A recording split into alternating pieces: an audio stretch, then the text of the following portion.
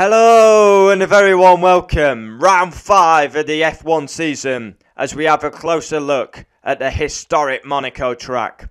Monaco, steeped in F1 history. One mistake, you will be in the wall.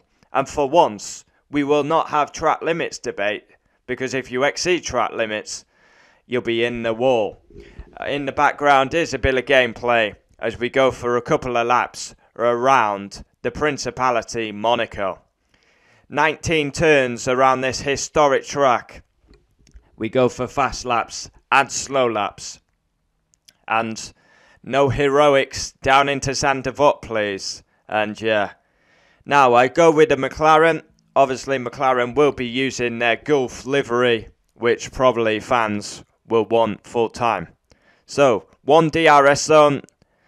And as you can see, opening it down into Sainte Devote. Here we go.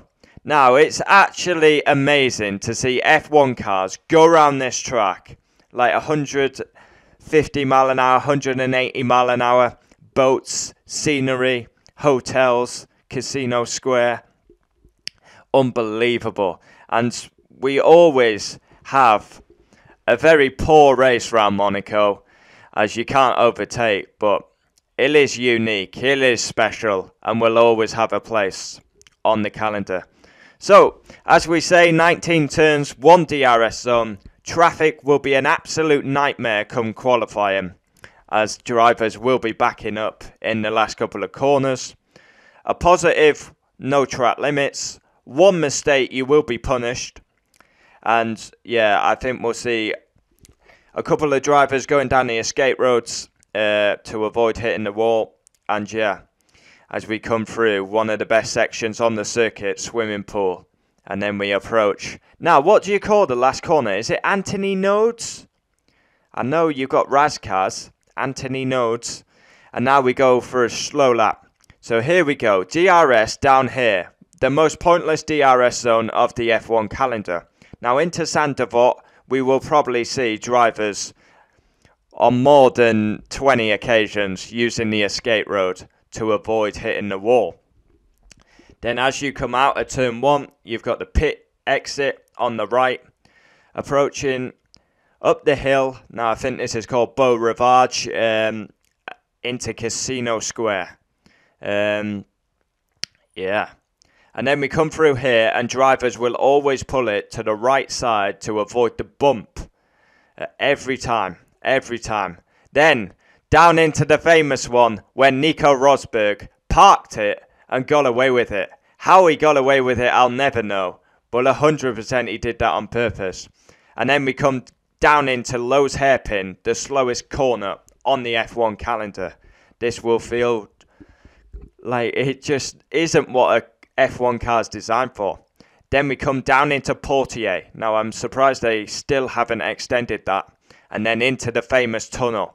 Now, if it's sunny, it could affect, because coming out of the tunnel, you got daylight in your face again. And if the sun's low, into the Nouvelle Chicane bus stop. And I'm actually surprised with these F1 cars that they're that wide that we don't see sometimes the rear tyre hit this wall. Yeah. And then we come into probably one of the best corners. Blind to back. Need bravery and huge nuts to go through here. Swimming pool, easy flat in these Formula 1 cars. This section is absolutely rapid nowadays. Clunk the curbs. And maybe we saw Charles Leclerc pull off a couple of moves, and then he actually hit his rear tyre on that barrier. And this is where the parties happen. A lot of alcohol on the road. And then out of the last corner, DRS wide open again for a lap in Monte Carlo. Now, yeah, it is a massive test, massive challenge as we absolutely bottle Sainte Devote again. A massive test for the drivers, the ultimate test, man, machine, and you need 110% concentration. Here we go again, avoid the bump, pull it to the right side, into Mirabeau, pull it to the left side, and now we go into Lowe's hairpin. Get as far as you can to the left to take it. I nearly got too much. And then into Portier, where famously we saw Button and Verline clash over last place, into the tunnel, the famous tunnel. And now it could actually affect drivers when you come out the tunnel. We've seen big crashes down here. Nico Rosberg, Sergio Perez in 2011. And then this last section, I gotta say I do like to back. Brilliant corner, swimming pool.